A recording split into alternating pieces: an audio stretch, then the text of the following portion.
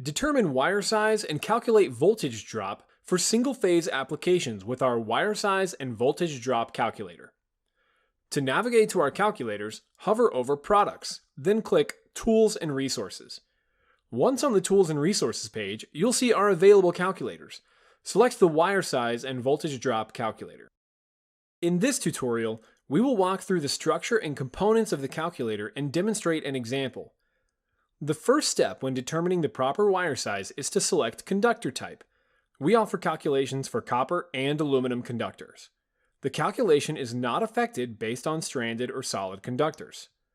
Next, you'll select the number of current carrying conductors. The construction of current carrying conductors is associated with Table 310.15c1 of the National Electrical Code. Once you've selected number of conductors, choose your insulation construction. We offer calculations for THHN/THWN-2, XHHW-2, USE-2, 600 volt photovoltaic, and 2000 volt photovoltaic. Next, you'll input your load. A continuous load is any load that runs at its maximum current output for 3 hours or more. An example of a continuous load would be the lights in a commercial building. In most cases, these lights are on and running at their maximum wattage for 3 hours or more. A non-continuous load is any load where the maximum current output is utilized for less than 3 hours. The range in your kitchen is a great example of a non-continuous load, because all the burners and the oven do not stay burning simultaneously for more than 3 hours. Ambient temperature should be at a baseline of 78 to 86 degrees Fahrenheit. Ambient temperature is associated with Table 310.15b1 of the National Electrical Code. For termination temperature, select the temperature rating of the terminal to which the wire will be connected. Typically, if it is 100 amps or less, the temperature would be 60 degrees Celsius.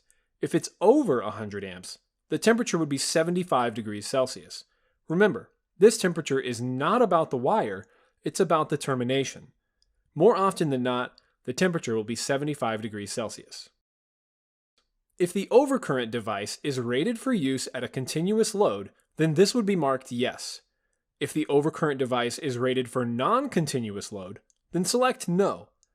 In most scenarios, a standard circuit breaker is not rated for continuous loads.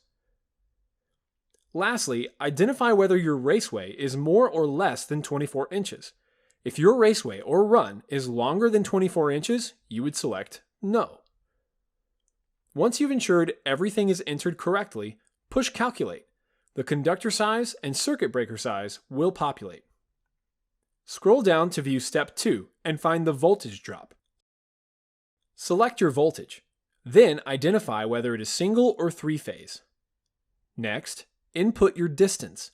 This distance is for one way only, from point A to point B.